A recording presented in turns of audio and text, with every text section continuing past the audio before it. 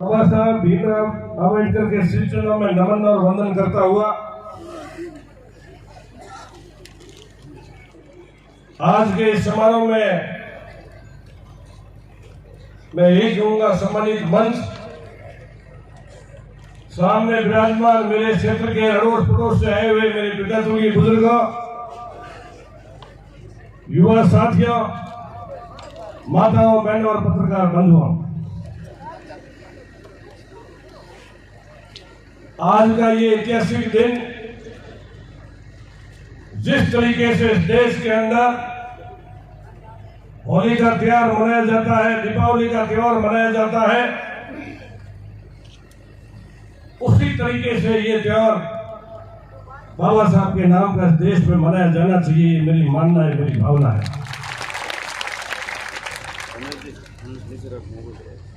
बाबा साहब एक इंसान के रूप में फरिश्ता बन के इस धरती पे आए थे। फरिश्ता भगवान को कहते हैं। वो फरिश्ता बन के इस धरती पे आए थे और उन्होंने शिक्षा की अलग जगाई थी। हमेशा उनकी सोच और विचार ये थे कि दलित, किसान और गरीब, जिसका कोई धनी नहीं है, उसका धनी अगर वो है तो शिक्षा है। अगर शिक्षित होगा तो वो खुद धनी बन सकता है। ये बाबा साहब ने मंत्र दिया था। पढ़े लिखे इस देश में एक बहुत बड़े विद्वान बने। हिंदुस्तान के अंदर संविधान की स्थापना की। उस संविधान के अनुरूप लोकतंत्र की स्थापना हुई और लोकतंत्र का ऐसा प्रारूप खड़ा किया इस देश के अंदर। आज पूरी दुनिया उनको सलाम करती है, उनको नमस्कार करती है। मुझे गर्व होता है कि मैंने भी इस भारत देश में जन्म लिया जहां बाबा साहब ने जन्म लिया। अरे भाई, अपन तो उनकी जयंती मनाते हैं या उनका समारोह मनाते हैं, तो फर्ज और धर्म बनता है। और आज पूरे दुनिया के अंदर, चाहे अमेरिका हो, चाहे इंग्लैंड हो, चाहे जापान हो, बाबा साहब के नाम पे मेले लगते हैं, बाबा साहब के नाम पे पूजा होती है। मुझे बड़ी खुशी हुई कि मेरे विधानसभा क्षेत्र में बालेश्वर कस्बे के अंदर आज रैली नहीं, रेला था, बाबा साहब के नाम का मेला था। जवान नाच रहे थे, युवा साथियों में जज्बा था। बाबा साहब की उनके दिल में भक्ति थी और बड़ी खुशी हुई कि 36 कौम के लोगों ने, चाहे सरपंच कोई हो, चाहे प्रधान प्रतिनिधि बालेश्वर हो, चाहे राणा प्रताप सिंह हो, चाहे चंद्रनाथ साहब हो, सबने मिलकर के आज इस रैली का जो स्वागत किया है, ये पूरे देश के अंदर संदेश जाता है कि अगर कोई देश के अंदर ऐसा कोई विधानसभा क्षेत्र है, उसका नाम शेरगढ़ है। बुजुर्गों और साथियों, मानव जीवन बड़ा मुश्किल मिलता है। लोग कहते हैं और भजनों में भी कहा गया है कि 84,000 योनि के बाद में मानव जीवन मिलता है। और मानव जीवन मिलने के बाद में जब आपके हाथ में कलम आती है, आप किसी गति पे बैठते हो, तो आपको विचार करना चाहिए कि मैं किस कुर्सी पे बैठा और मैं किसका क्या भला कर सकता हूं। ऐसे भी लोग इस देश में पैदा हुए हैं, राजनीति करते हैं, वोट लेते हैं, बस जब मौका आता है उनका, तो विधानसभा में उनकी अंदर खिलाफत करते हैं। मेलों में भाग लेने से,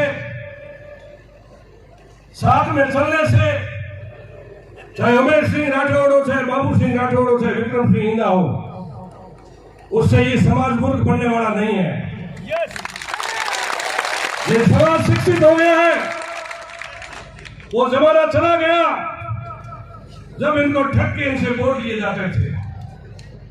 आज के जमाने में ये समाज आपसे हिसाब पूछेगा कि हम आपके साथ थे।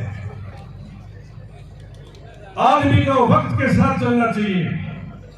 मेरे 15 साल के संघर्ष के बाद में आपने मौका दिया। मेरे मन में ये जुनून आया, मेरे मन में ये विश्वास है, मेरे मन में ये धारणा आई कि 70 साल तक इस विधानसभा क्षेत्र के अंदर दलित समाज के बैठने के लिए कोई जगह नहीं है। मैं आपसे पूछना चाहता हूं, क्या कोई दलित समाज की कोई जगह थी? आपका ये बेटा, आपका ये भाई अशोक गहलोत के पास गया, बालेश्वर नगर पालिका बनी, सरकार से मैंने 5 बीघा जमीन मांगी, पर सीएम साहब ने मुझे 2.5 महीना दी, जिसकी जमीन अलॉटमेंट हो गई कुड़ी के अंदर। शानदार विधायक कोष से 50 लाख का अदा बनेगा, अम्बेडकर भवन बनेगा। ये आपके कार्यकर्ता, आपके बेटे उमेश ने काम किया है। ठेका हो गया, काम शुरू हो जाएगा। ये बेटे मेरे सामने मुड़ा राम जी प्रो कृतिक शेरगढ़ मेरे पास आए कि छात्रों के लिए हमारे पास हॉस्टल नहीं है। मैंने कहा मुड़ा मामा, इसी शासनकाल के अंदर सीएम साहब से हॉस्टल लाऊंगा बच्चों का, और शेरगढ़ के अंदर उसकी स्थापना करूंगा। 2.5 करोड़ रुपए लाया, हॉस्टल की स्थापना हुई, इसका उद्घाटन, और आज उसके अंदर मेरे बच्चे अध्ययन कर रहे हैं। ये सब काम अगर मैंने किया तो उसमें ताकत आपकी है। मैंने कोई न्याय नहीं किया आपको। आपकी ताकत, आपका आशीर्वाद शेखाड़ा पंचायत समिति को आप ले लीजिए। समाज की बैठने की जगह नहीं थी, सरकार के पास गया, आपके समाज ने एक समाज को 1 बीघा जमीन डोनेट की। आज वहां 25 लाख का आपके अम्बेडकर भवन बन रहा शेखाड़ा के अंदर। समूह में गया, मेरे भाई जोगाराम ने कहा कि पुरानी बिल्डिंग राठौर साहब ने बनाई, वो टूट चुकी है। बोला जोगाराम जी क्या चाहिए? हमें 15 लाख रुपए चाहिए जमीन इस बिल्डिंग को रिपेयर करने के लिए। 15 लाख रुपए स्वीकृत हो गए, वो आपका हॉस्टल नया पड़ेगा। काम करता है, उससे कोई आदमी आंख से आंख मिला के बात करके कभी सभा छोड़ के भगना नहीं चाहिए। मैं सच्चा इंसान हूं, आपका मेरे ऊपर एहसान है, मेरे बगल में मेरी 3 पीढ़ी एहसान है। जब अपन प्रजातंत्र में आते हैं तो गलतियां भी होती है, चूक भी होती है, भूल भी होती है, पर आप ऐसा जानबूझ करके कोई काम नहीं करें। मैं गंगाराम जी राजनीति नहीं करना चाहता, आपके नेताजी शुरू करके गए हैं, मेरी मंशा नहीं थी बात करने की, इसलिए बात होगी। आप सुनिए, मेरी बात अच्छी लगे तो आप विराजे, मेरा आपसे निवेदन है। यूं ही कहना भाई 75% तो चले गए, 25% ही बैठे, यार क्यों नाराज हो रहा है?